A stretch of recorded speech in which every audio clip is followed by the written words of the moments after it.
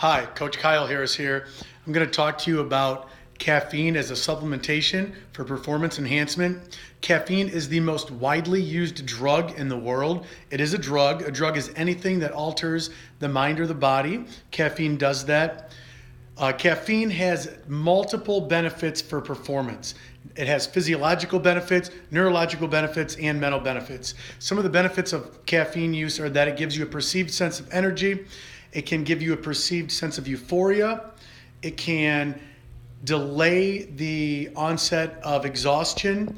It's very beneficial for endurance type activities, swimming, cycling, running. It's also very beneficial for team sports, especially stop and go ones that include intermittent sprinting, things like basketball, things like soccer, sports where you're going to move, stop, and have a duration of 30 to 60 minutes.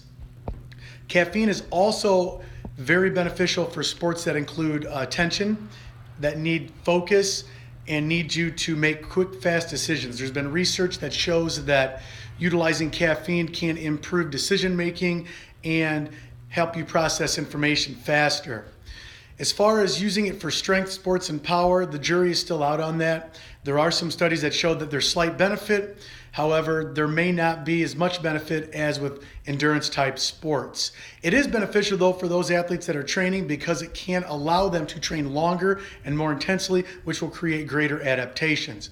The problem with caffeine is that there are some side effects. Some people are non-responders. Some people do have side effects such as developing jitters, anxiety. It may increase heart rate or blood pressure, which could cause athletes to be unable to relax in certain situations. Also, you can build a tolerance to it. It is a drug, and you do build a tolerance to it, so you may need more. And then when you stop taking it, you can have withdrawal symptoms that range from insomnia to lethargy to having a foggy brain or being able to not focus as well as when you were on it, and headaches. There are other side effects as well. Some of the problems with caffeine are that not all supplements are standardized, and they don't have a governing body like the FDA with food to make sure that what's actually on the label is in the product. There are also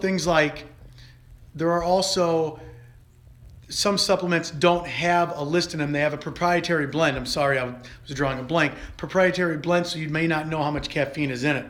As far as drinking things like coffee and energy drinks, not all of them have the same amount of caffeine in them. For example, some of the leading brands of coffee have anywhere from 60 to 360 milligrams of caffeine per 8-ounce serving. Now, if you do want to use caffeine, the recommendations are that you use between 3 to 6 milligrams per kilogram of body weight about 60 minutes before activity.